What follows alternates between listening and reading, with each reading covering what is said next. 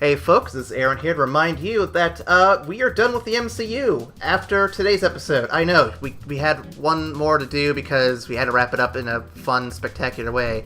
And we are looking forward to doing more stuff down the road, hopefully, maybe, and you guys can help ensure that by going to our Patreon page, link down below.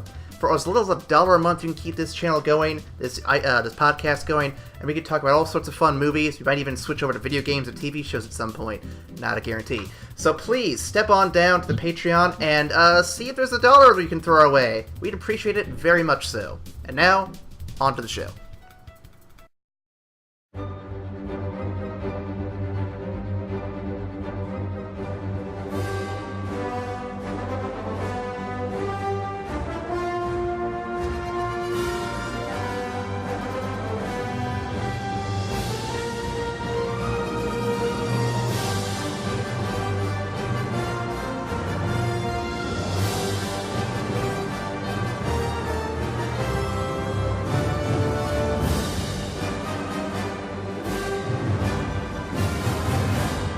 Hello, Internet! Welcome to the After Credits Cast. We needed a break from keeping up with movies, so today we are doing a quick little MCU wrap-up to kind of just have a nice little breather and just enjoy some fun conversation. Yay! Alright. With me today, I've got Ryan. No fun names for me today. I know, there's no fun names this week. And of course, we have our special guest back for a three-peat, Robbie Nelson. Here for the trilogy, man. Glad to be back, and looking forward to our discussion today. Yep. Just a quick thing, I'm getting a little bit of feedback on your end, Robbie. Do you have a headset on you, or what's going on that end? Yeah, I have my headset on that I used last week. Is it too loud? I don't know. I'm just picking up my audio through it every now and then, so I don't know if it's if it has gone away. Well, I guess I'll let you know if it comes up again, but it should be good now. Okay. Sorry, everybody. Hey, you're fine. You're fine. Technical issues are like the bread and butter of this podcast. So this week we're doing a quick wrap up of the MCU, everybody, to kind of discuss final thoughts on Infinity War, our ideas going forward, what Infinity War means for the film industry, because that was actually a question brought up by critics I thought would be interesting to discuss. And of course, we have one last listener question for this series, and we'll discuss what's going forward for Evac Station as a whole. So let's get started with this. So Robbie, you couldn't join us for last week's Infinity War. I feel bad we couldn't get you on board, but this week, tell us, Robbie, what are your thoughts on Infinity War? Oh man, I will try to keep it brief. Incredible movie. I loved it from start to finish. I was worried going in, like, how they'd be able to do the snap, as I told you before, Aaron, when we kind of briefly discussed it, and I thought they nailed it perfectly. And the best part of the movie for me is that they did such a good job of giving Thanos, backstory. You understood, even though he's a psycho, you understood why he was trying to do what he was doing, and I feel like that gives you more emotional connection to the movie. Plus, I mean, you had great team ups in the movie. Like Ryan's guy, Doctor Strange, got to hang out with Iron Man and Hulk, which was awesome. And and we got to have Spider-Man in space. Are you kidding me? Like, that's awesome. And it feels weird they're doing that without Venom, but that's a whole other discussion. Yeah. Which, yeah, of course, that's another discussion. But like, yeah, you got to have that, and like having Thor hang out with the Guardians of the Galaxy, like, it was like a nerd's dream, man. Like, going through that whole movie, it's comics come to life. Not that all these other movies weren't, but like this is the culmination of it. Like, and I couldn't believe that they actually balanced it so well and not like made it heavy to one character or another character. So I thought that was great. And I thought, even though I knew the snap was coming and that, none of these people are probably going to be dead, I thought they did a really good job of making you feel the emotion of the moment, especially with Peter. Oh, yeah. With Iron Man. Like that. Oh, God. Speaking of God.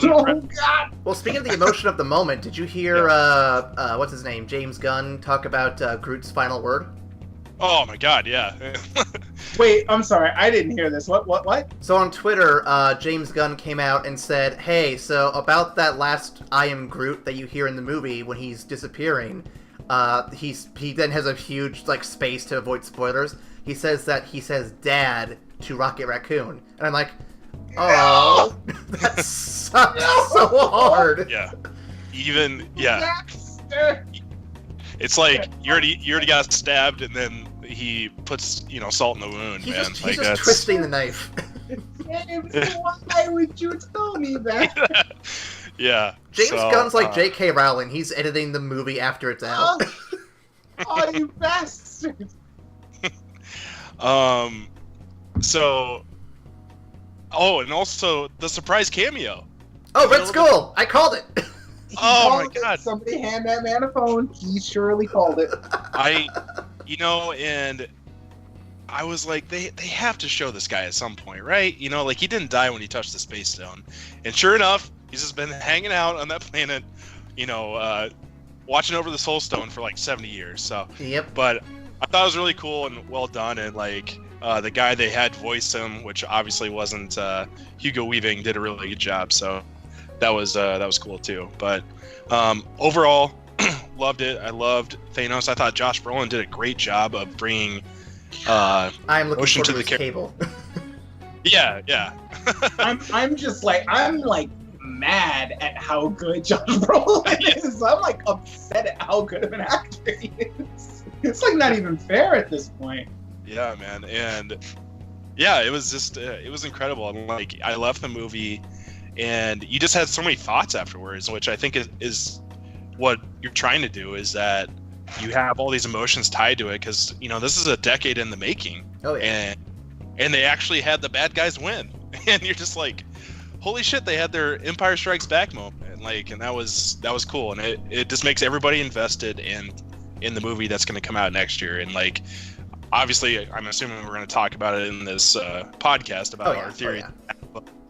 But yeah, I mean, that's all I could think about afterwards. You're just like, holy shit, what a great movie! Like, what's going to happen now? Like, so how quiet was your theater after the movie ended?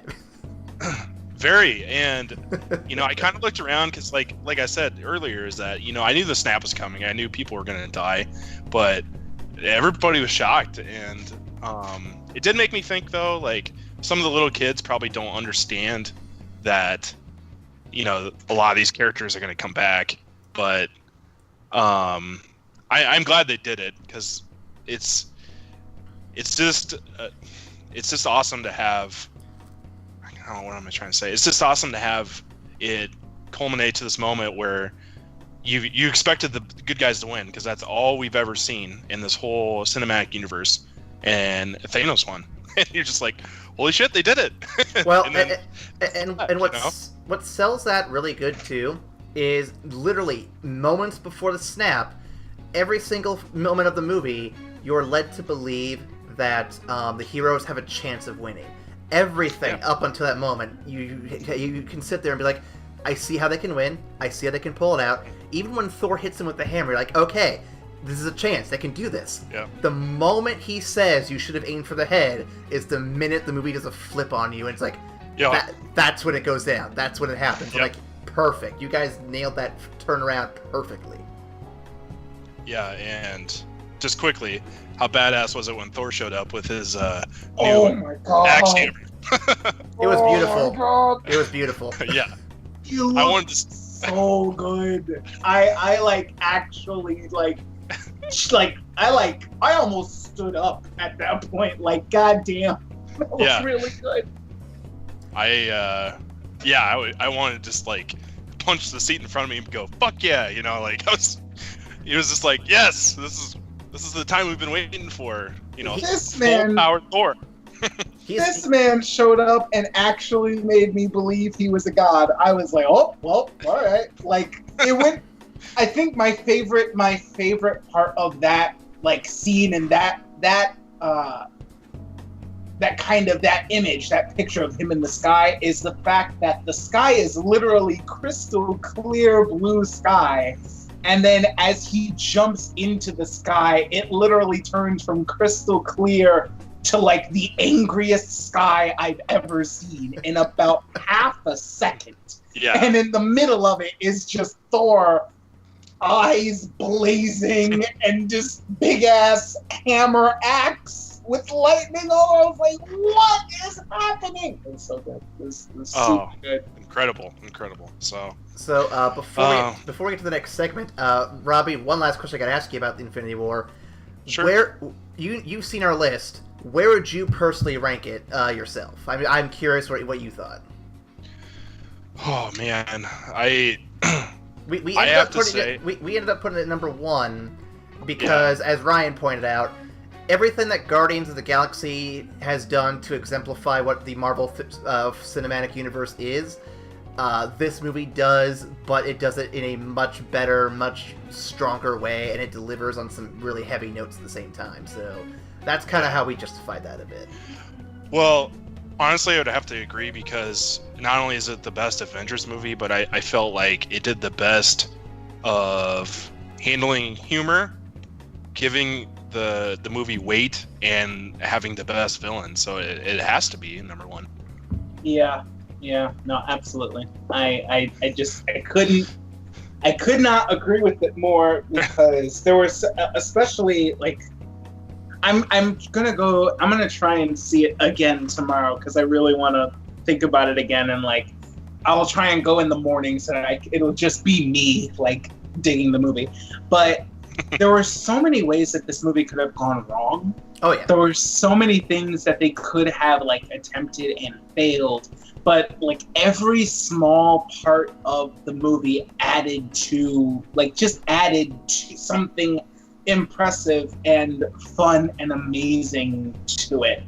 So it's just every second it was just building something amazing, and you get to see your favorite characters go all out, and you get to see like the biggest comic book event actually make an amazing transition to the big screen.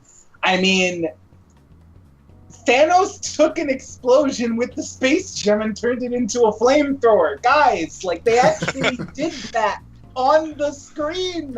That's some shit straight out of a comic panel. Come on! I actually want to add something to that real quick. I've been watching a lot of videos since this movie came out because it's fun to hear everyone else's analyses and discussions about it. One thing that stood out to me, aside from how that last minute turn to the darkest ending we could have gotten happened, so I don't know, it's hard to really notice it at first, but when you look back at the stills and you look back at the movie, and Ryan, when you see it again tomorrow, one thing that's really interesting and really clear is how they divide the teams up. And not just like the makeup of the teams, but the cinematography used around them. If you look carefully, the scenes with Thor, Groot, and Rocket are all dark gray and blue for backgrounds. Like, it helps them kind of have that specific setting. For Iron Man, Strange, and Spider-Man, they're on Titan, which has a very vibrant orange-red background. It's very bold and stands out. And, of course, then you have the Wakanda background for the rest of the teams, which is a very vibrant green for the jungle, the forest, and all that stuff. Having these clear visual distinctions for each team helps you compartmentalize, I couldn't say the word there, the different storylines going on. So that way it's a lot easier for just anyone to keep track of what's going on with all the stuff they're trying to juggle. Like, from a cinematic standpoint, they nailed everything on this one. It was very impressive looking back at it. Yeah, I mean, now that you're mentioning that, it definitely does stand out, and it's just another small nod that adds so much to the experience of watching it. So, like you said, it's these small, subtle things that make it so that you're never really confused at where you are or who you're talking to or what's happening. Or last time we saw these guys, they were going here. It's a bunch of really small steps, really subtle things that build towards a fantastic triumph. And I think I could honestly talk about Infinity War for hours. We could have another podcast like it, but we probably shouldn't. I will shut myself down and just say it was phenomenal. I can't wait to see it again. And if anybody wants to talk with me about it some more, I am always down to talk about it. Yeah, and I mean, we can leave it at that, like, because obviously you guys did a whole podcast about it. I loved it too, and I'm on the same page with you guys. Just one more quick thing. Yep. Ebony Maw, how badass is that guy? The whole Black Order was a lot of fun.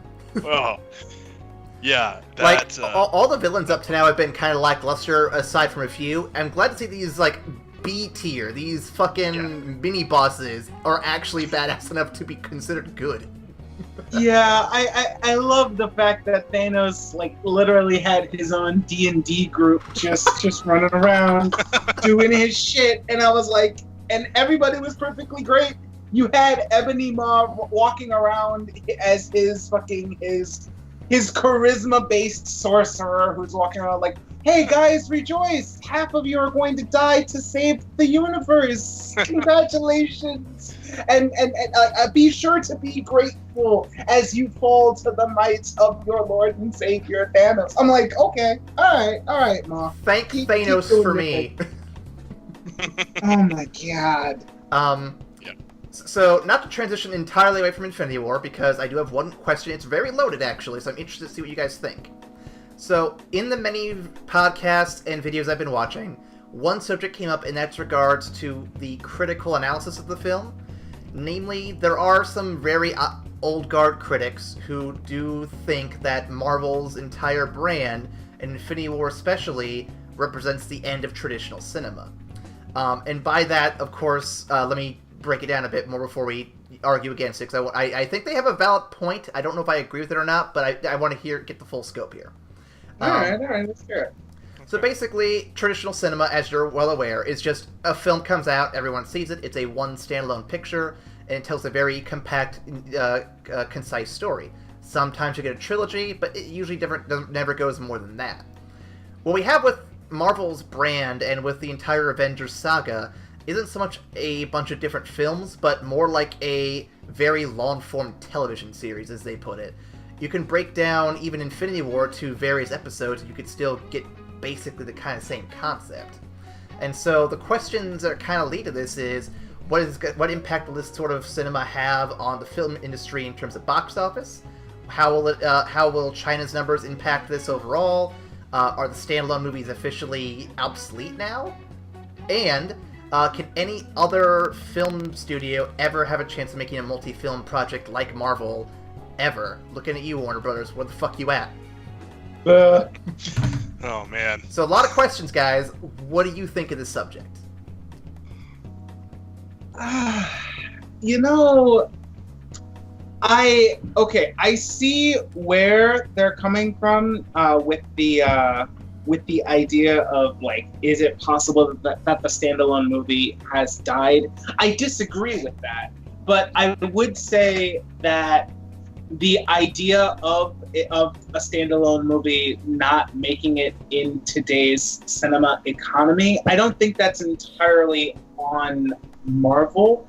I think that's the direction that Hollywood has been going in for a while now. Because nothing can, like, they're never content to really let a great IP lie. You know, like, if you put out one movie that makes millions of dollars and it tells a fantastic story, the studio is automatically going to say, okay, so what's the next movie? Let's do that again and make another fucking $1 billion.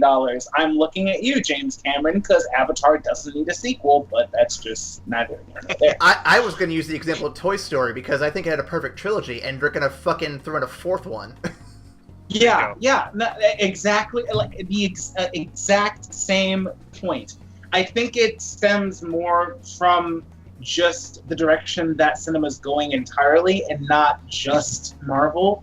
That being said, I don't think that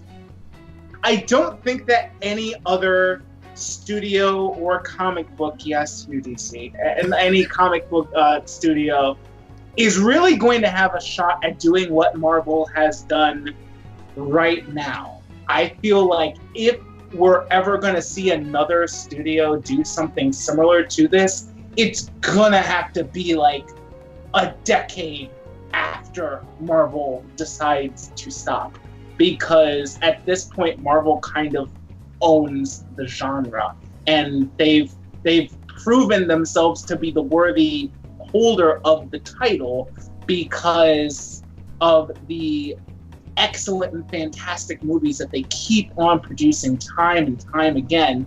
And with this masterpiece in a balancing act that could have gone wrong a billion different ways and yet somehow managed to be damn near perfect. So I think they're going to have to wait until Marvel stops before anybody else can step to the plate. Robbie, what do you think? I talked a lot. No, Ryan, that's fair on that point. I think you're dead on with that's just the way that Hollywood's going. I mean, look at just these. We don't really need them sequels that are coming out. Like, they're making Bill and Ted 3, and like, yeah, I love Keanu Reeves, but I don't need to see him in that movie now. I mean, I'm still probably gonna see it, but it's just like, what happened to the, new movies that are a good standalone story? Like, I think that Hollywood, sees what Marvel's doing, and they're like, we have to make a movie that makes $1 billion because the Avengers made $1 billion. Well, yes and no, but it's almost a problem because like not every movie's gonna make that much money, Like, Of course not. So yeah, and it's just that kind of sucks. But I mean, I'm a comic fan, so I mean, I love these movies, so I'm like being a hypocrite saying that, but I don't know. Add to that too, and to add to that, the film industry. A lot of people in the industry are going to argue with me on this one, but it's true. The film industry and the video game industry have a lot of very similar. They have a lot of shared common ground, I should say. And by that I mean, if you look at the business marketing of video games, which I've been keeping track of for longer than I probably should have, a lot of video game companies exist, like EA and Activision, who don't want to just make some money on niche titles and cult followings. They want to make all the money. They're going to turn your Dead Spaces into your multi-billion-dollar franchises that can't support that kind of audience. And I can see a lot of other studios, not all of them obviously, but I could see some like Warner Brothers, who is bad at a lot of stuff, and I can see other studios like maybe even Sony attempting to try this model as well, because like I said, the film industry is very similar to the game industry. They don't want to make just some of the money. They want to bring in all of that money. They need to take everything. So gotta love capitalism. Well, and with Disney, they have this Marvel, and they have the animated side too, and they're making all the money. So yeah, if I was Sony or if I was Fox or whoever's going to buy them, but I would want to make all the money too, because you're like, Disney shouldn't have all of it. True. Yeah, but I mean, the problem is like Marvel did it so well, it's hard to replicate, and it makes me sad, obviously, as a Batman guy, as you know, Aaron, that we're never gonna have basically the Justice League like the Avengers, because they can't do it. Well, no. Warner Brothers is chasing Marvel like PlayStation All-Stars is chasing Smash Brothers. You're like 10 years. Exactly. You're 10 years too late, buddy. Stop it. I know, and it sucks. And it makes me sad. Sad. I know. I wanted Crash Bandicoot in that game. Now that being said, competition is always good for the industry, and I'm not mad at studios for trying to do it. But try better. Try better. I wish they would try better. Absolutely, but like having other people having DC trying to make trying to do the Justice League movie and try to keep up with Marvel is probably one of the biggest reasons why Marvel is constantly trying to outdo the next movie. They're constantly trying to stay at the top. And it's probably a good reason why we're getting so many amazing films. So I'm not mad at the competition. That being said, you guys are going to have to step your game up if you're going to try. I'm sorry. They're really good at what they're doing right now. So I have a theory. I don't think DC is going to be able to compete with Marvel in this space for a good while. I think we've already addressed that. And I think that the best chance of another competitor coming was going to be the Universal Monsters, but they fizzled out right away. So, my theory is this. I think the next real competition for Marvel's multi-film universe is going to be an original IP. Or an adaptation from, like, novelizations of, like, a shared universe that exists. I think that's going to be your next big bet. Because I think... Like Harry Potter? Like, because the Harry Potter movies made, a ton of money. Maybe, like, but I'm thinking something definitely more Marvel's spectrum of, like, multiple different characters from different kind of worlds. Okay. Like Dark Tower should have been. Oh, yeah. But maybe, I'm trying to think of one in particular, and it's escaping me all of a sudden, and I can't think of it. But I know, there's a bunch of that have all these different heroes from all these different walks of life. There's potential for that, even. Just a big fantasy shared universe would be really cool. Like, that alone would be awesome. And I think you could do that with a whole bunch of other things, too. But it's just going to take a studio having the confidence in that IP and in their studio to be able to do it. And they just got to take a chance. I think that's what they got to do. Yeah, I mean, when you bring that up, the first big thing that comes to mind in the fantasy space, I am a huge fan of the author Brandon Sanderson. If anybody else has read his works, please hit me up. I'm always down to talk to Cosmere. But he is a fantastic, brilliant, amazing writer who manages to write amazingly well and also amazingly fast. So he puts out all of these different stories, various worlds, various magic systems, and it's only as you get further and further into those different stories that you come to realize that all of the planets are actually in the same universe. And there is actually an underlying magic system that connects all of the different magic systems across various planets. And it's all starting to build into one, like, epic, almost space opera-esque, like, story where you're going to have characters from other worlds traversing the planes of thought to get to other planets. And it's really cool. It's really, really cool. And it would be very interesting to see something like that make it to the big screen. My only worry is that comic books, I feel, because of their design, are much easier to transition and adapt to the silver screen. Whereas if you're taking something from literature, from a big ass, like, 800-page book, you're gonna have to lose a lot in translation to actually make it to the movie. What's funny is that wasn't always true. Comic movies had a little period where they actually kind of sucked for a while because the translations were terrible, and adaptations of books, despite not always it being as good as the book, because, well, that happens. For the most part, they were pretty decent. I mean, look at fucking Jurassic Park, for example, or the Harry Potter movies in their entirety, at least. So that's fair. I'd say that there is definitely some room for that to happen. They've done good adaptations before. Fuck, even Ready Player One, people have argued, is a good adaptation because Spielberg takes all the shitty stuff out and puts good stuff in. So yeah, there is room for. I guess I just get worried, especially when you're talking about, like, when you're talking about a movie, a book series that's, like, near and dear to your hearts. You definitely want to do it right. And not every movie adaptation can be Lord of the Rings. You know what I mean? Of course not. Yeah, but still, I think you're dead on. Like the next competitor to Marvel, if anything, is probably going to be like a long book series that gets an amazing group of people behind the helm and really want to devote time and effort to making a fantastic adaptation to the screen. Yeah, I think you're right. You mean like what DC should have done? Yeah, like what DC should have done. You know, I'm not bitter.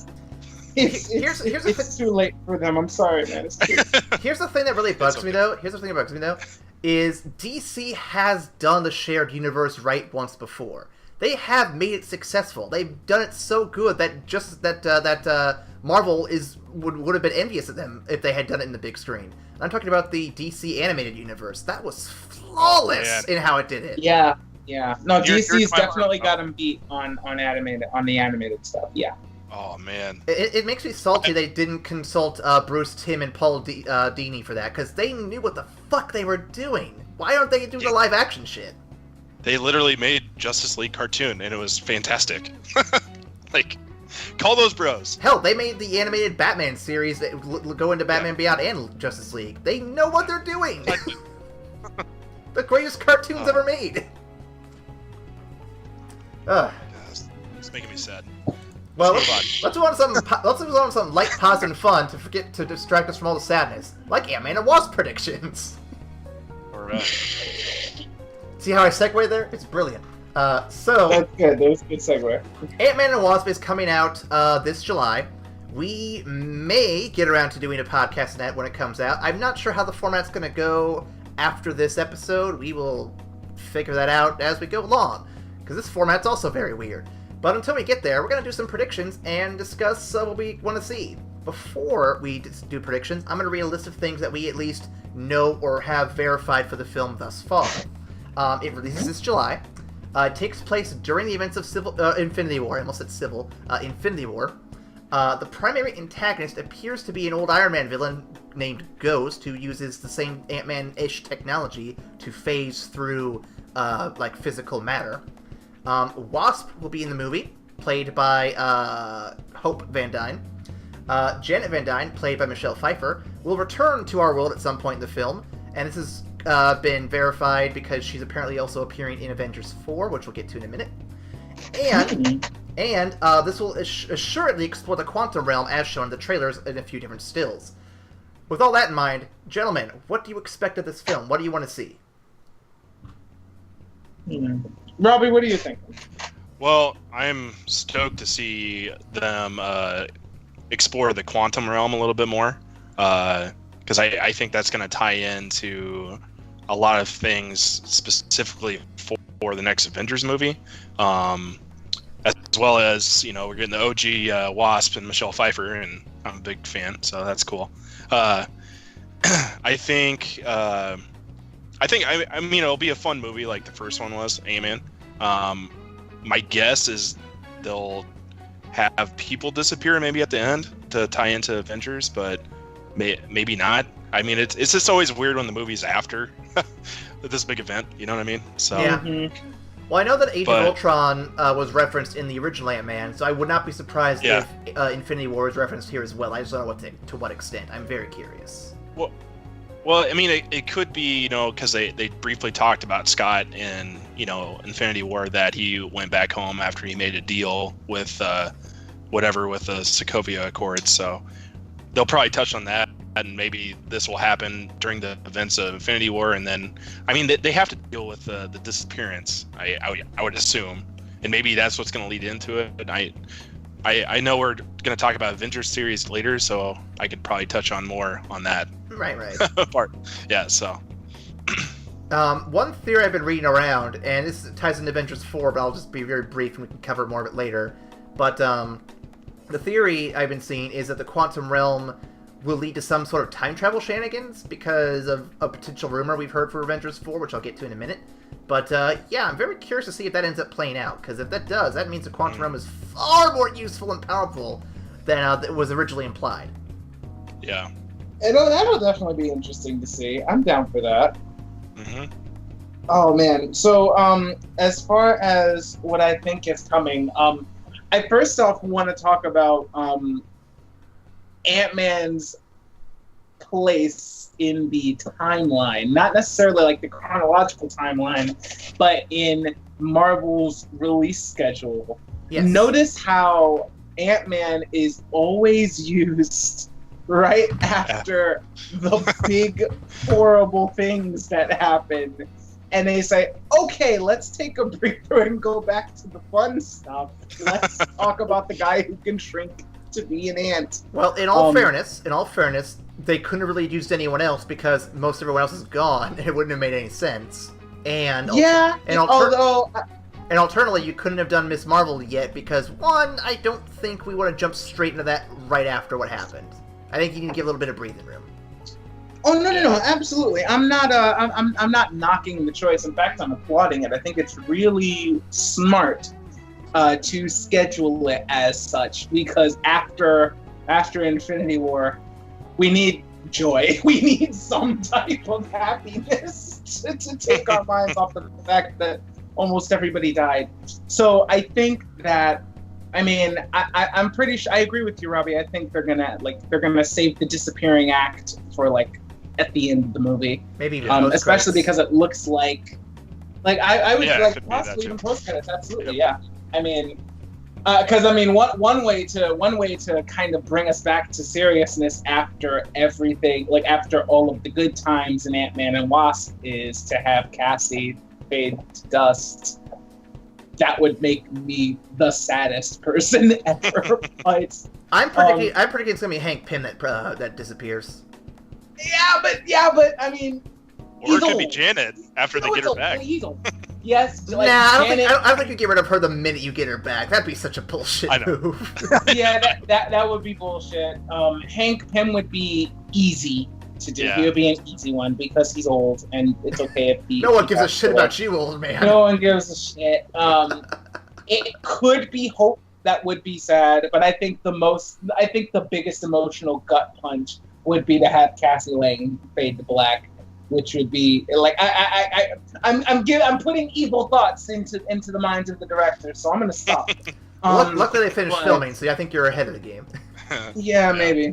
I'm gonna try not to call it into being, and just hopefully they spare the poor little girl. But I think I think the majority of this movie is going to keep that like fun tone that Ant-Man has always really had, primarily because of where it is in the release schedule, and like in the it's the recovery movie afterwards. So I think it's going to be fun. I think it's going to be a great time. It'll be really interesting to explore the quantum realm as well. I'm not sure if time travel shenanigans are going to be linked to the quantum realm. I don't know, but it will definitely be interesting to see. I will say I'm excited for the villain. Not that I have any major affinity for Ghost as a character, but Marvel's been doing really good with the villains during Phase 3, and I'd like to see if they can continue that trend with this character. Yeah, let's see if they can keep it up. Honestly, we had Killmonger into fucking Thanos. Don't forget Ego, he was pretty solid too. And Vulture. Yes. So I mean, the bar is set high for villains for villains in Phase 3. If they can keep it going, more power to them. I can't wait to see what they do with it. Like, at least be better than fucking Whiplash. That's all I'm asking. You didn't dig Mickey Rourke? Mickey Rourke is a great actor, but he played that role like he was falling asleep. With his silly ass Russian accent, in the his Crimson Dynamo ass suit. But no, the technology for the whole like phasing through walls and shit, I'm looking forward to seeing that too, because I think that's always a fun concept to mess around with, especially when Shadowcat's not around to basically just do it for free. Mm-hmm. Yep. No mutants yet. Someday. I don't know. Apparently, Comcast is trying to gate crash. Damn those bastards! Fuck Comcast. They're the worst thing in the world. I do not want them touching this. Apparently, they're trying to set up a deal so they can make an all-cash bid for $60 million or something. Billion with a B. $60 billion for some shit like that. Yeah. More money than I will ever see in my lifetime. That's insane. That's more money than the majority of people on the planet will see in their lifetime. But we shouldn't get into issues about wealth and we don't need to talk about that 1%. We're going to talk about Captain Marvel instead. I'm down for that. I'm down. Yeah. So at the end of Infinity War, we all saw it, and for those who don't know, there's a bit of a post-credits tease, which I loved a lot, for two reasons. One, because Samuel L. Jackson almost said motherfucker, and I was like, yes! I wanted it. I was so mad he died, man. Come on, guys. But the other big moment of that post credits was his little pager signaling a unknown person who had a little symbol show up, and For those who are comic savvy, you know who it is. For those who aren't, that is the symbol of Marvel's famous and or infamous Captain Marvel, who was formerly known as Miss Marvel, and there's a whole history with that I am not going to get into here, because she is one of Marvel's most complicated characters in terms of her history. Do not get me started. There's so much shit I could wade through right now. She'll always be Miss Marvel to me. Oh, yeah. But that's neither here nor there. So with that, let's go ahead and discuss the things we do know about Captain Marvel right now before we get into predictions. This movie releases in March of 2019. They're currently filming, I think, or getting close to done. Takes place in the 90s before most of the MCU takes place. This will have Ronan the Accuser returning to the big screen along with Korath the Pursuer, so our Guardians of the Galaxy villains will be back on screen for a little bit. It'll feature the Skrulls to some extent. I'm hoping against hope Nicolas Cage is one of them. Phil Coulson will return to the big screen. Marvel will be played by Jude Law, which I'm actually kind of curious for.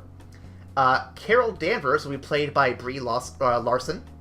And Marvel's first female-led film, finally, after all these years. It should have been Black Widow, but we're here anyway. Guys, what are your thoughts? What do you think is going to happen here? We finally get the Skrulls, man. I'm excited. I want to see them take their face off. Yeah.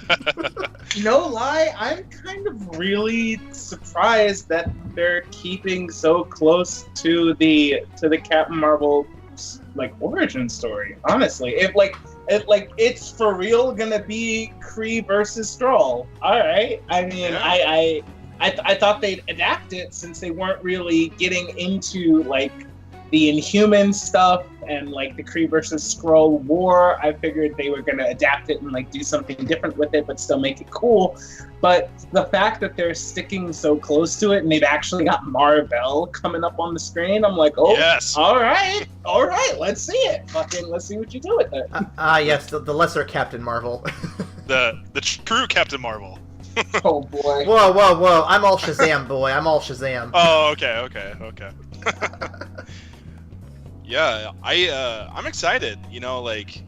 I hope they address this pager that Fury had the whole time apparently, and he can just, oh yeah, the world's going to shit. I'm gonna call Captain Marvel, but I saw a fun webcomic actually about that, where during every Avengers movie, there's what's her name? The agent who's always with him, Maria Hill. That's it. Yeah. Every movie, there's a little comic strip for her saying, we are getting killed. What's going on? Aren't you going to call Captain Marvel? And every time Nick Fury's like, now we're fine. And then they finally get to Infinity War, and she's like, everyone's dying, and now you're going to call her? It's like, well...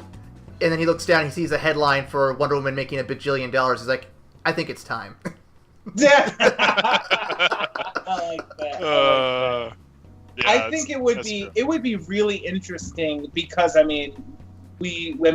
we're pretty. I mean, us three, not like people who aren't familiar with the comics might not know, but Captain Marvel's pretty fucking powerful. Captain Marvel's stupidly powerful. She's on par with Thor in the right circumstances. Yeah. Correct. So it would be really interesting if they did something like he literally can't call her because she can knock down cities with as powerful as she is. So maybe it's just literally when the world is ending, that's when we have to call her. So that would be an interesting spin to take on it. I'm sure they will have some reason as to why, Nick Fury has known about her since the 90s. And it's just Ultron? Nah, we got that. Yeah, this thing's floating in the sky. Nah, hold on on that. Because it would be really interesting if it was comparable, her power was comparable to a nuclear bomb. It's Avengers. Because in Avengers 1, they're we're just gonna nuke New York City. Yeah. It would be interesting to say, I couldn't call Captain Marvel because that would be the equivalent of it. We just wouldn't have a New York City at that point. I think I might know why. I think that the reason she hasn't been on Earth for the most part, or I guess in the battles so far, is because she's not on Earth. I think that the Kree-Skrull War will take a majority of this film, and she'll be drawn into that. and that will be... That would be interesting. That makes sense. Would be interesting. Yeah. Like literally, I'm gonna go into space and help fight this war. Please do not call me unless the world is actually ending. It could be, yeah. It would make sense too because they want to keep that war away from Earth, and I think that would be the strongest way to do is just send your best fighter, her, to go do it because no one else is around just yet to keep a handle on that. I think it makes sense. Yeah. It'll definitely be interesting to hear. I can't wait. I still can't believe we're getting Kree Skrull, the Kree Skrull War. I cannot believe that shit. So badass. I'm like, I remember hearing or I remember getting a little tidbit from like when the first time I had seen Doctor Strange, when he's driving before the accident that fucks up his hands, and he's listening to cases that like he may or may not want to take. And the last one he hears before the accident is like a schizophrenia patient who got an implant to help control her mood swings gets struck by lightning. And I remember somebody saying that that's actually the setup for Captain Marvel. And I'm like, that would be a very interesting twist on how she got her powers, and that would set up a whole bunch of new things that would be really interesting to delve into. But actually getting the Kree Skrull War on the big screen is much better, so I'll take it. Absolutely.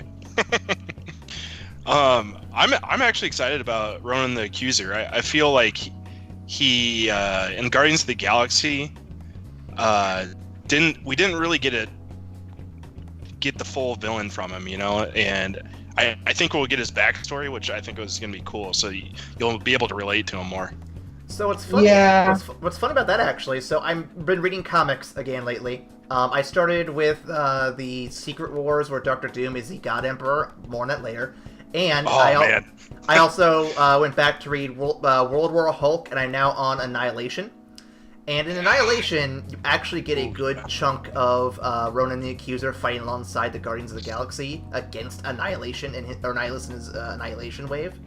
So I'm not going to be completely sold on Ronan being a bad guy here. He could actually be an anti-hero, and the Skrulls could be the full-on bad guy.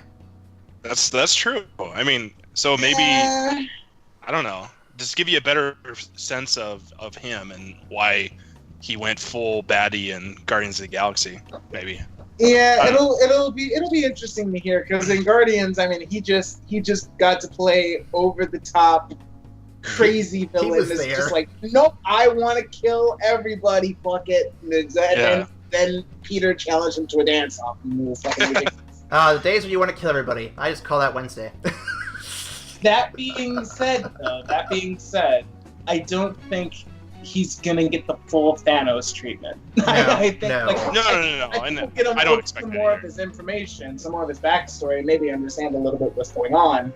Yeah. But yeah, no, I'm pretty sure he's gonna be a villain again. So quickly, Aaron, do you know with the Skrulls? I know there's some stuff with Fox. Is it just the Super Skrulls that are off limits? So I haven't read anything concrete on that, because I know back in the day when they were doing the first Avengers, the intent was to do the Skrulls instead of the Chitauri, and they couldn't do it due to legal reasons. But then James Gunn, I love James Gunn's Twitter, because I've learned so much from it. He came out, I think, last year, actually, and said that the Skrulls aren't owned by Fox, and that they could use them if they wanted to. And I'm like, okay, does he know more than I do, or is something going on that I don't know about, that no one knows about? So, it's up in the air, but I think that with negotiations such as them getting to use Ego the Living Planet and getting to use Spider-Man, I think there is wiggle room if they can make studios get along. And with the Fox buyout, they could easily just say, fuck it, whatever. Yeah, what are they going to do? So hopefully that goes through, because I'd love to see the rest of the Fox-owned stuff get over, like Doctor Doom and the X-Men, because I think that'd be really good. Oh, and the Fantastic Four eventually. Yeah. Doctor Doom for the win, bro. Man, yep. God, he'd be badass. Ryan, for real Doctor Doom? Yeah, no, I'd be sold on that. You can make a whole movie just on his origin. It's that good. Okay. I'm done sucking Dr. Doom's dick for a few episodes. We're going to move on to other movies. So, anything else about Captain Marvel before we move on to our Avengers 4 predictions?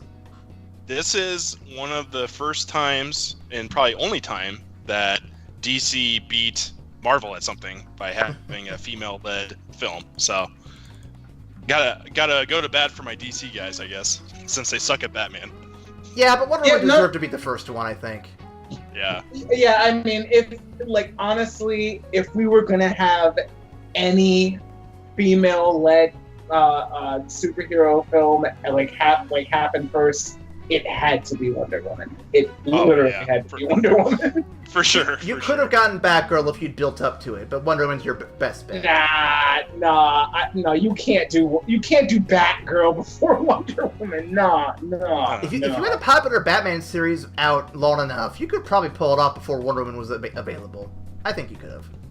I don't know. I think just in regards to the groundbreaking Oh yeah, no, it's not as groundbreakingness of it. No, it had to be Wonder Woman. So I'm not DC did it. You did it, and you actually you put the right people in charge of it. You let her do her own thing. It's the only thing they've done so far. A fantastic movie. I wonder if there's a correlation behind putting the correct people in your project and then letting them do their shit. That seems odd to me, but hey, you did it. Congratulations. I remember a day when the only thing that Warner Brothers and DC could get right was Batman, and now the only thing they can seem to get right is Wonder Woman. I wonder how long it'll be till they can get everything on the same page. Sorry, I'm bringing it back to being sad about DC again. Let's move on. Let's move on to something positive here. Let's go ahead and talk about Avengers 4 predictions. This might actually be a little sad, I don't know. But yeah, because everybody's dead. Well, okay. So I have a list of rumors and what we know. So a lot of this is some of this is rumors and hearsay because there's nothing concrete out yet. But there's also a lot of stuff that we actually do know. So I'm going to try to clarify those as best I can. This movie releases in May of 2019. It's part 2 of Infinity War, obviously. The Russos have stated publicly that this movie does not pull from any specific comic book arc, making this more of its own original thing. That's really exciting. It could be spooky, but because of the direction of Marvel, I think it's really exciting. So I can't wait. I have some things I want to say about the Russos when we get to the end of this list here. But before that, we already know half of everybody's dead, half of everything's dead. We have been told Captain Marvel will play a key role in the film, along with Hawkeye, Ant-Man, and Wasp, to some extent. There are rumors that Hawkeye's costume appears to be a little different, looking more like his Ronin persona, which, if you've read the comics, is a much darker, more interesting-looking costume. Another rumor is that there is a time skip of some kind, but we aren't clear as to what.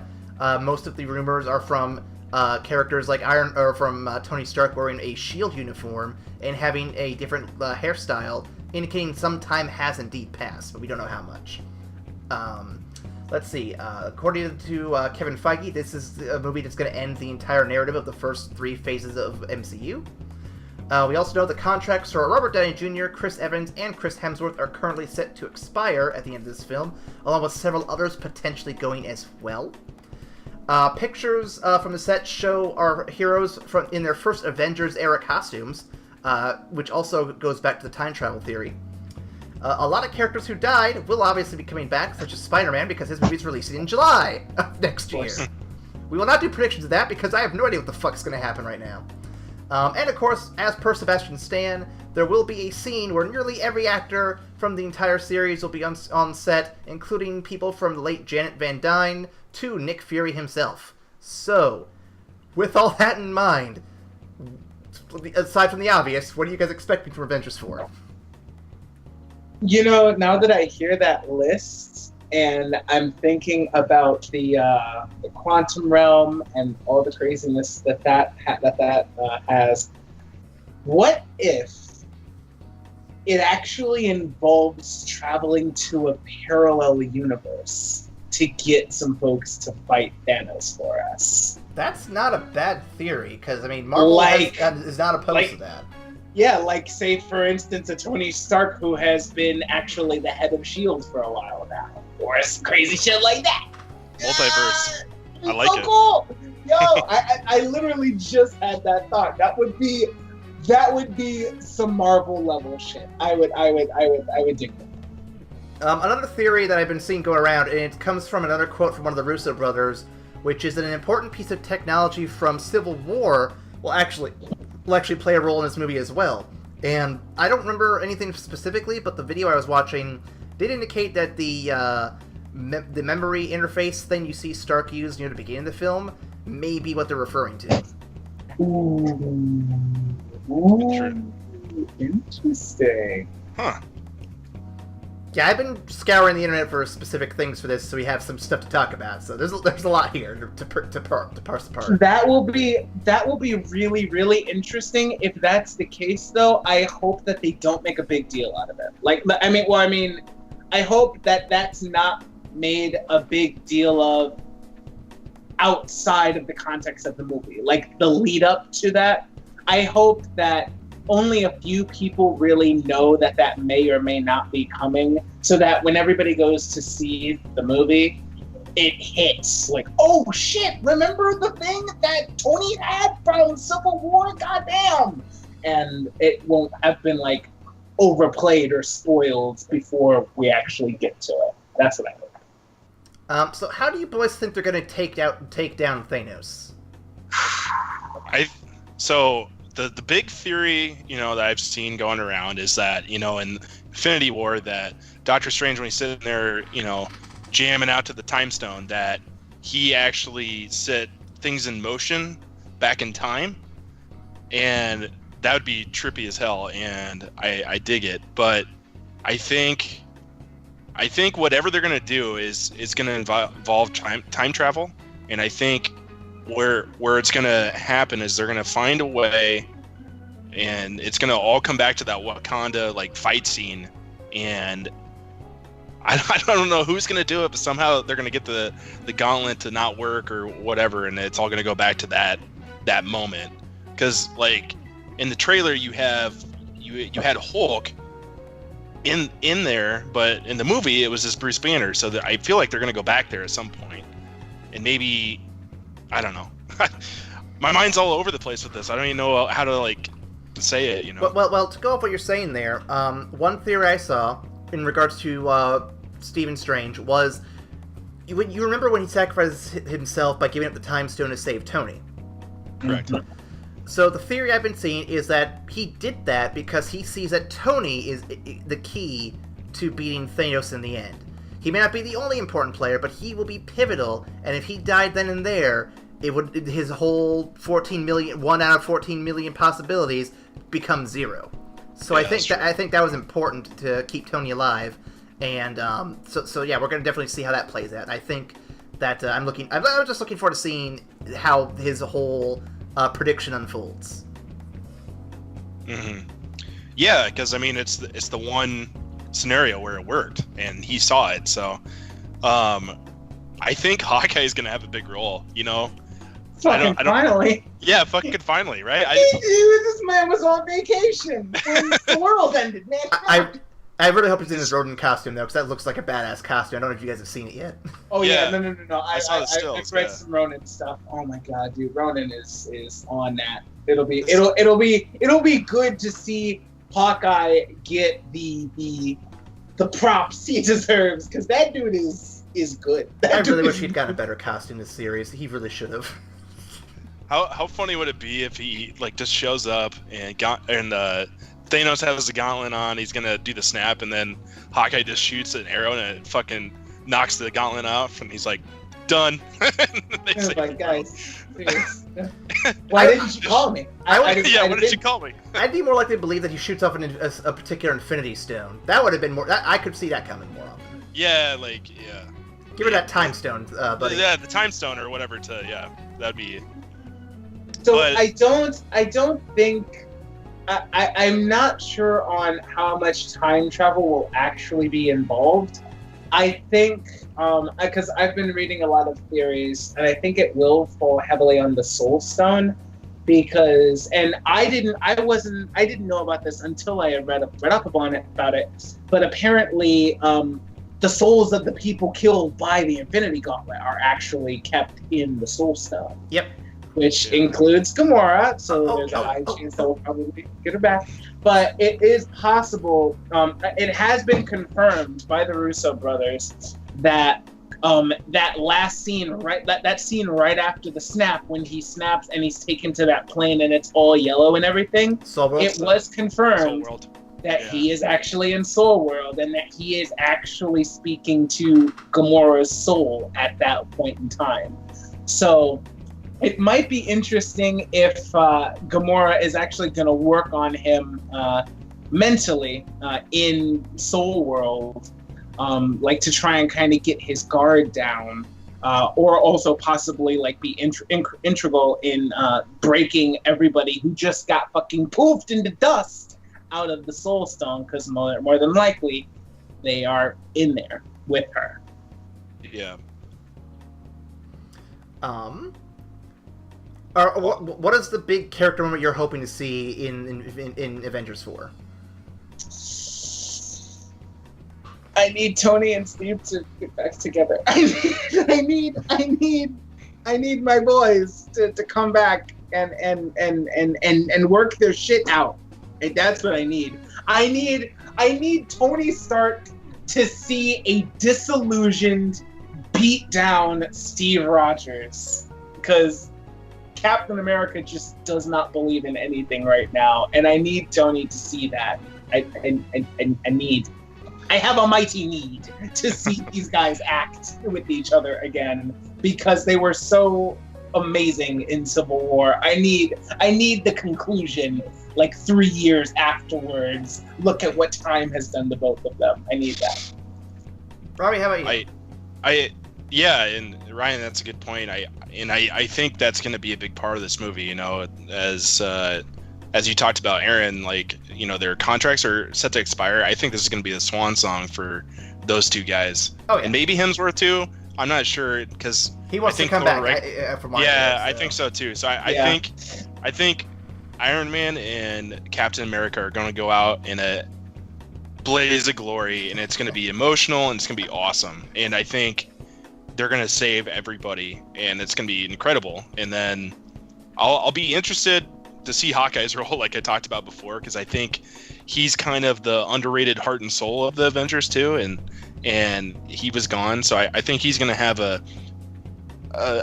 part of the role too. And I did want to bring up, Aaron, that I think in the comics, Nebula actually gets the gauntlet from...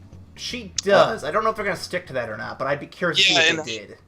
If they did, because she initially gets it, right? And changes everything back, but then she goes crazy too, and that's when... I think if I remember right, Thanos had been torturing her prior to him getting the stone in the first place, like in the movie. Yeah. And so in the comic, when she finally gets it, she goes mad with the power because she wants revenge on him, and so then he has to team up with everybody else to stop her. And because she's more mentally unhinged, it's more doable, but it's also still really tough to do. Yeah. I'll be interested if they kind of tie that in, because, you know, Gamora kind of sacrificed herself for Nebula, so maybe have the switchback for that or something as well. Yep. I mean, I'm just curious to see if Nebula gets a big role. Yeah. As for me, so I agree with all your guys' stuff. I'm going to be a wild card, though, and pick something different. I want to see Rocket Raccoon get something big, because they kept him alive for a reason, and I want to see it. I want to see him get a big character moment that just says, hey, I'm fucking fighting for my family, bitches. I'm coming for you. I want to see it. He needs to go back to Dinklage and get his own weapon. Oh, I think he wants to. You know he does. I do want to point out one thing before we move on, though, and that's just the really cool conceit of Avengers 3 going into Avengers 4. So a lot of people were complaining about a lot of the big characters dying, who are you could argue are the secondary Avengers, the ones that have been introduced since Phase 2 and beyond. And I think there's a good reason for that. And I think that I've referred to a lot of videos I've seen over the past week, sorry. But in this video, they stated that the reason they did this, and it makes a lot of sense, is because Avengers 4 isn't about the final battle that has every Marvel hero in it. It's about bringing the original team back together after everything they've been through, and getting them to realize they need to work together to finish what they started. And the only way you could do that is by eliminating everybody else, so they only can focus on themselves. This also makes the story a lot tighter going forward, so that way you can focus on those smaller narratives going into the bigger final battle here. Yeah, I can see that. That definitely makes sense. Yep. So the filmmaking here is on par. I'm looking forward to seeing how they all plays out. I want to give a quick shout out actually to the Russo brothers because they started their career more or less in the Community TV series, and that show taught them very much how to balance a very quirky and unusual cast in a very likable way where they all felt like they got a big role. And I think that translates very well to what they're doing here. I'm looking forward to seeing where they take their talents in the future, because goddamn, these guys are magicians at what they do. They've done an incredible job in this series. I wish they would just make the rest of them. I mean, especially these team-up movies, they do an incredible job with it. Oh yeah, not to shoot down any other directors. I mean, there've been a lot of good ones lately, but they have been. Oh yeah.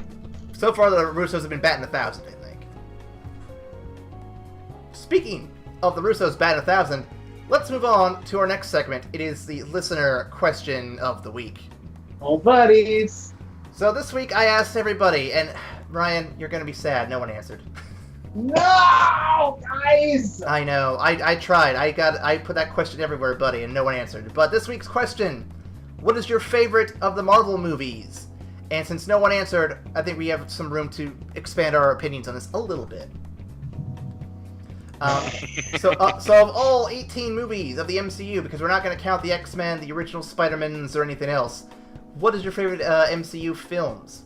So prior to this recording, I did make a short list, and like I said last week, my top 6 is rotating on a regular basis since we started doing this, because there's so many good ones, and it's hard to just pick one, you know?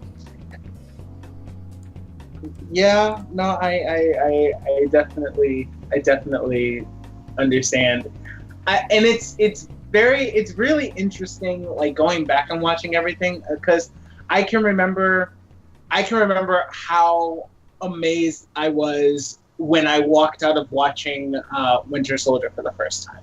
I can remember how shocked I was when I realized, when I came out of Guardians 2 and said, holy shit, I think that was actually better than the Winter Soldier.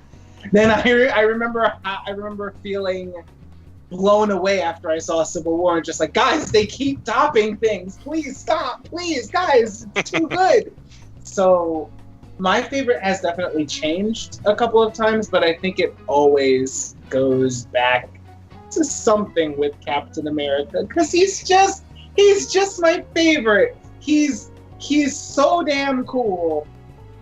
But I really appreciate the serious tone that they go for with his movies. They definitely get some humor in there, but it's more of a serious, like, conversation where they're talking about real stuff and like real moral ambiguities and like what's right, what's wrong, like, and it talks a lot about our society in general today, and it puts that in a context of a comic book movie that allows some people, like myself, to be kind of more engaged in the social discussion and on the overarching, like, discussion between right and wrong and good and evil.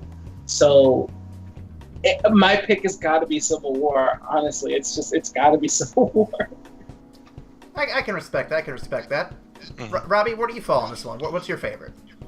Oh man, Civil War is a good one. I agree with a lot of your comments, Ryan. Like you had a feeling walking out of certain movies, like you're like, holy shit, this was great. Mine personally was the first Captain America. Like I love war movies anyway, and them tying it into the comic book world, and it's part of this Phase 1. I was blown away, and like Red Skull is one of my favorite villains, and even though Hugo Weaving didn't want to do the role, really, I thought he nailed it. I'm still mad at him. Like, come on, dude. Yeah. Like 5 minute cameo. Come on. Yeah. Why overdo it? Go. Yeah. But $1 million. I'm sorry. Yeah, exactly. No. I agree with that. But and just the emotional weight of that movie, where Captain America's sacrificing himself to save everybody when they're up in the the plane when he crashes it, and his relationship with Peggy. So yeah, and it was like the first really emotional movie of that first phase, and it always stuck with me, and it really established the tone of Captain America, that he would do anything for what he believes in. And you got to see that kind of change through these phases, but I feel like that's why it's always stuck with me, and I can still rewatch it today and love every second of it. Man, all right. So Captain America 1. I did not expect to hear that answer. That's really cool. I'm glad you shared that. Thanks, Robert. See, I gotta respect that opinion too, because when I was doing my list, Captain America 1 actually topped the other two Captain Americas for me in my list. It's not number 1. Really? But it's all for the same reasons that Robbie picked. I'm fascinated with the World War II setting. I like their willingness to stick to those details. It's a good period piece, which none of the other Marvel movies have done yet. So I think that it's a unique gem. I will admit it's not the most exciting film of the bunch, but I think it's definitely the most grounded and has the simplest little story going on that ties into so much shit. It's so good. All right. Yeah. I hear that. All right. So I'm gonna, like I said, my top 6 rotates a lot. So I'm gonna just briefly do the top 6, and when I get to number 1, I will flush it out a bit more. So number 6 for me is Iron Man, the first one, because it's the classic. Avengers 1 is also number 5. Alright. I had to put Avengers 3-1 at number 4 for now. That might change when Part 2 comes out. So that's tentative. Next up, you guys can probably guess what the top 3 are with knowing me. Guardians 1 is number 3. Yep. Thor Ragnarok is number 2 for me. Yep. Gotta love that fucking metal-ass movie. And then, to top things off, it's the movie that did Guardians 1, but better, or I guess plus 1. Guardians 2 is my number 1 pick. And all right. Yeah. And I get that it's not the serious, grounded film of Captain America or Winter Soldier or Civil War, so I get I'm talking to a different audience here, so bear with me. But Guardians 2 is my favorite because it has a lot of things that a lot of the other Marvel movies either haven't done to its extent, or it doesn't do or it just doesn't attempt to do. Like, for example, it has a very good emotional core to it. It's not the same as Civil War, obviously, but it's a different one, and it's a very strong one nonetheless. Absolutely. It gives all the characters in Guardians 1 more screen time to each other, so they can each have their own little bits. Drax is the one who kind of falls short, and honestly, they could just kind of write him out in the movie at this point. Listen, he annoyed me so much in Infinity War. I'm not gonna even get started on that again. But he has mastered the art of standing. So still. No. You must be so embarrassed. Oh my God, Drax! Oh man, this asshole. What else was the actor who plays Ego? I forget his name all of a sudden. Kurt Russell. Yes. Yeah. He played that role spectacularly. Oh yeah. He was so quintessential 80s dude. Quintessential 80s cool guy. Yeah. Kurt Russell was the perfect man to play Ego. And overall, as for me, I think it's just the one movie I have the most fun with. Thor Ragnarok gives it a very good run for its money, though, because it does a lot of the same things. It's just a little different where it's hard to really compare. But yeah, no, I'm going to go Guardians 2 all the way. Aaron, you talked about Guardians not being that emotional. I mean, you have the scene with Yondu. You have the. I thought it had a good emotional core to it. Yondu's funeral was very good. He said that it wasn't as like serious and like dark as like the Captain America stuff. I agree, but I mean, it definitely. Like it's all preference. Like we're talking about what rings with us personally now, and like what what you're looking for in a all-time favorite is different than what I'm looking for. But I absolutely agree. Guardians 2 is a fantastic movie and deserves to be at the top of the list. So yeah. Yeah. Well, It's a lot of fun. And it rings personal for me because if you guys know me, I'm very close with my family. Robbie, you know I've worked with my dad at my old job, and so getting to see this group of misfits get together and form their own kind of family, it hits the heartstrings for me a little bit. So I appreciate it for that. Yeah. Absolutely. That's a good pick. Oh, yeah. So for those of you who missed out on saying what your favorite Marvel movie is, too bad. I gave you, like, so many opportunities, and you all failed so many times. I would have loved to have talked to you about your movies. I know, guys. I know. I won't get the chance now. Thanks. So the last question we have then is, what is next for the After Credits cast and for eBack Station? So next week we're gonna have a retro episode, even though it's hard to explain. It's a recording Ryan and I did with the group way back in August, where we talked about Space Jam for like an hour. Come on and slam! Sorry. It was meant to air a lot sooner, but for many reasons I delayed it, and then we got to this. I'm like, well, I'll just put it on the back burner until I have a good moment to put it out. And so I think as a good break between this and whatever we do next, it's a good one to throw up there. I'll have to check the audio, make sure it's cleaned up like I think it is, but I think it's ready to go. With that, I know that earlier in the season, Ryan and I discussed doing our personal favorites. After that, Ryan, were you still interested in doing that?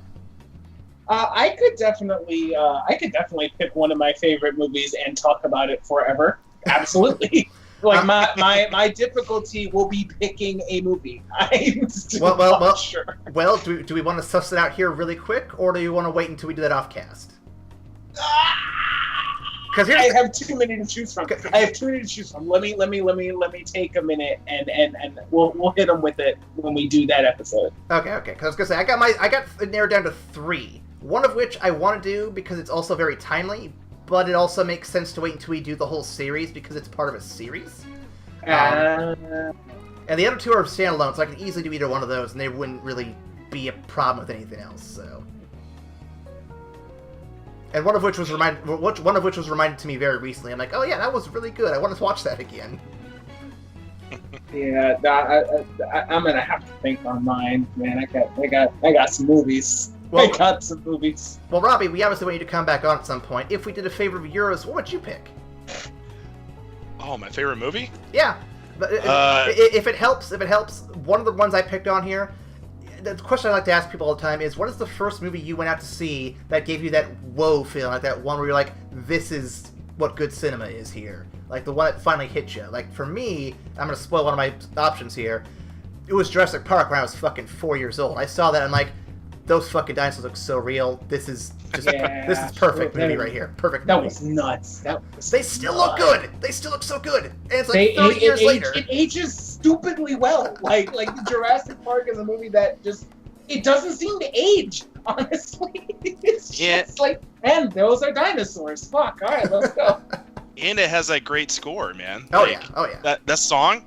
Oh yeah, absolutely. Bum. Yeah. So with that being the way I'm going to phrase the question, what movie do you think fits that bill for you, sir? Forrest Gump. Forrest Gump. All right. Yeah. Because I've always enjoyed like history, and it's funny. I don't know if funny is the right word, but like watching Forrest just stupidly stumble into all these historical events and like not realize it, like it just always struck with me. And plus, Tom Hanks is a great actor, so. Oh yeah. That's a good pick. That's a good pick. And I always forget you're like it's history major, right?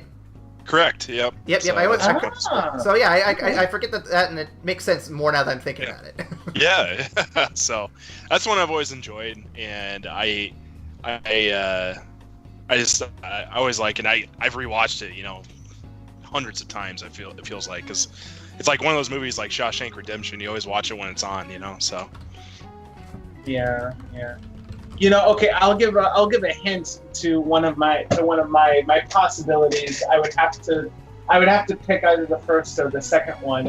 Okay. But one of the trilogies that's really stuck with me personally was the Matrix trilogy. I was fucking 10, 11 years old when that shit came out, and of course, like 10, 11-year-old Ryan is all geeked out because it's guns and it's martial arts and ridiculous, crazy effects and what the fuck's happening? Oh my god! But it also hit at a really timely point because as I was starting to as my mind was starting to expand and I was starting to ask more questions about the world, here is this movie that had all of this cool ass kung fu stuff, but also talked about the nature of reality or the ideas or the possibility. How can free will exist if you already know what's coming, and relationships with God or a deity or whatever you believe in, and the nature of belief. It was a really cool movie that also had really deep questions that made you think. And at 12 years old, that was some shit that I was just eating up at the time. So I love some of the Matrix movies are definitely on that list. That's a good pick. I love how you both picked serious movies like historical stuff or questioning reality and life. I picked the fucking monster movie from when I was 4 years old. Hey, Jurassic Park was awesome, man. Oh no, I'm not just diminishing it. I will argue to the death it's the best movie of all time. But I still think it's hilarious that I feel it's so immature compared to you two. Hey, you picked the movie that literally does not age. I will give you zero guff. Does that make Jurassic Park a vampire? Okay, I'll give you a little bit of guff for calling Jurassic Park a fucking vampire. Come on, Aaron. Okay. So we'll cover favorites here in the next few weeks once we figure out which ones we're going to pick. Because Jurassic Park is a good one, and Matrix is a good one, but they're both part of series, so we've got to figure out if we're going to do those and just come back to them later, or what, so we'll figure that later. And then, of course, we have a poll going on right now. Right now, the lead by 2 votes, because no one's voting, you motherfuckers, is the Miyazaki SummerSlam. Oh my god, Miyazaki would be so good. Yep. Robbie, have you seen any of the Studio Ghibli Miyazaki films? I am not familiar, no.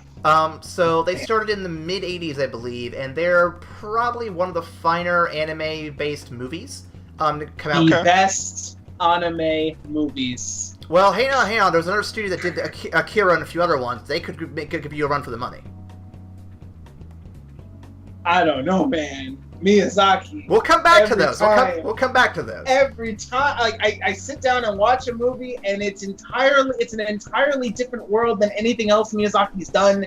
Yet it manages to be so poignant and so amazingly designed and tell an interesting story that's separate from everything else he's done. Come on, man. Come on. So that's Studio Ghibli. What are you doing? It's amazing.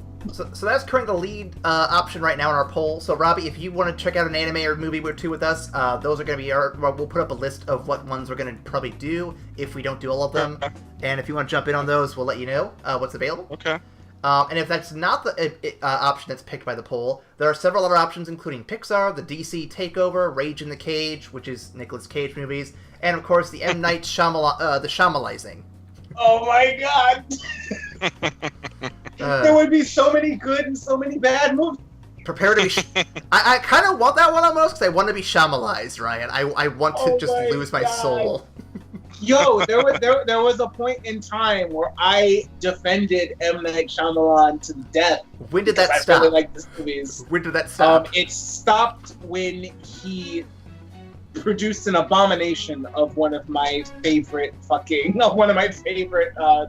animated series. Oh, he murdered you. He murdered your child too. Fucking so god. Are you kidding? Ryan, you're gonna hate. All right. You're gonna hate me, Ryan. So in preparation for Shyamalan, if we ever do that, there was a buy 3 get 1 free sale at a local used DVD store. I made Last Airbender my freebie. My God. Well, I intend to burn it at some point. For it, so you didn't pay anything for it, so I'm not mad. Okay. So yeah, that's what we're looking forward to on the After Credits cast. And as always, if you submit to our Patreon, just $1 for the month, just subscribe to us there. It would mean a lot, and it would help us go forward with all sorts of new ideas. Let us do more shows and other fun content.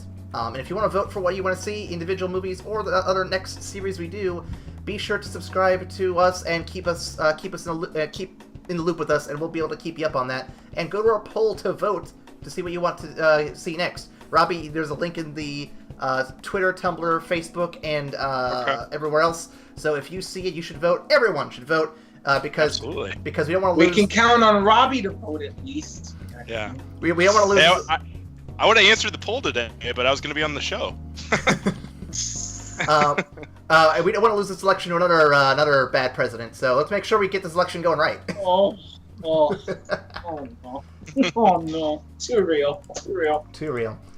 So once again, all that stuff: Tumblr, Twitter, Facebook, and the Steam page. We have that still going too. You can also find us on YouTube. You can subscribe to us everywhere. And of course, our email. Ryan, one more time. What is that email? That is evacstation@gmail.com. evacstation@gmail.com. Please be sure to follow us in all those different places. If you have questions or comments or want to be put on a podcast, like it's just a letter for us to read, throw us an email. We'll read it because we want to interact with you people who seem to want to ignore us so much. Ryan wants to love. I do. I'm so lonely. Like, for real. I'm super lonely. Guys, help. So we're going to take a break, and next week enjoy some weird Space Jam in a Starbucks. Come on and slam! Alright. And then after that, we may see you right afterwards, but only time will tell. Until then, we'll see you after the credits. Bye!